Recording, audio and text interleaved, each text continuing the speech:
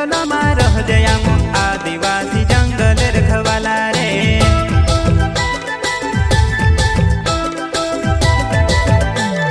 चल जंगल जमीन काज पूजे रे आदिवासी दुनिया ने रखवाला रे। बाप देव खतरी काज पूजे रे आदिवासी सबसे निराला रे।